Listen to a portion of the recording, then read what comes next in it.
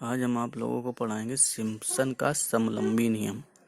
इसे trapezoidal rule भी कहते हैं। ठीक है, इस रूल का फार्मूला क्या होता है? अगर कोई इंटीग्रेशन दिया गया, उसमें लिमिट दी गई हो ए से बी और उसके अंदर कोई फंक्शन हो, ठीक है, तो उसके लिए फार्मूला होता है h/2 बड़ा ब्रैकेट पहला पद अंतिम पद +2 टाइम्स सभी बचे हुए पद। ठीक है, तो इस फार्मूले को समझने के लिए हम एक एग्जाम्पल के तौर पर एक क्वेश्चन लेते हैं। ठीक है, जैसे बोला गया है समलंब नियम से integration 1 to 5 dx upon 1 + x into dx का मान ज्ञात करें। ठीक है, यहाँ 2 dx लिख गए थे। ठीक है, dx अपॉन 1 + x का मान ज्ञात करो। ठीक है, find the approximate value of integration 1 to 5 dx upon 1 + x using trapezoidal rule. कभी कभी इसे ट्रेपेजोइडल को हिंदी में ट्रेपेजोइडल ही लिख देते हैं, समलंब नहीं लिखते, तो इसको याद रखना।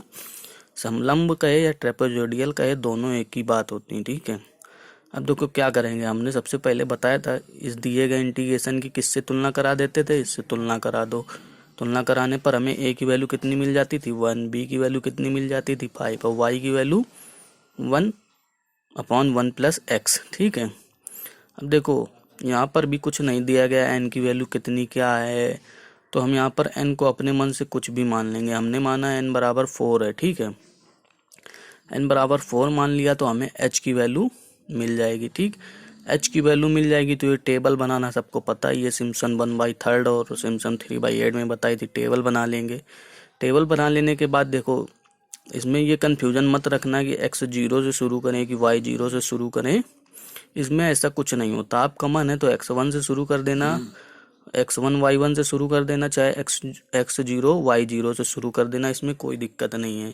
लेकिन सिम्पसन 1/3 में क्या होता था, हमेशा x1 से ही शुरू करते थे, और सिम्पसन 3/8 में क्या होता था, हमेशा x0 से ही शुरू करते थे। इसमें ऐसा कुछ नहीं, आप किसी से भी शुरू कर सकते हैं और किसी से भी कर सकते हैं। ठीक है, चाहे x1 y1 से कर दीजिए, चाहे x0 y0 से कर दीजिए। ठीक, हमने मान लिया x0 y0 से शुरू किया है। ठीक है, और यहाँ तक हमें वैल्यू मिल गई है। ठीक, क्योंकि इनके 4 पार्ट थे तो यहाँ पर 5 कोटियाँ देखो बनी है। ठीक, अब क्या हुआ, हम फार्मूला अप्लाई कर देंगे। फार्मूला में क्या था, h/2 पहला पद लास्ट पद।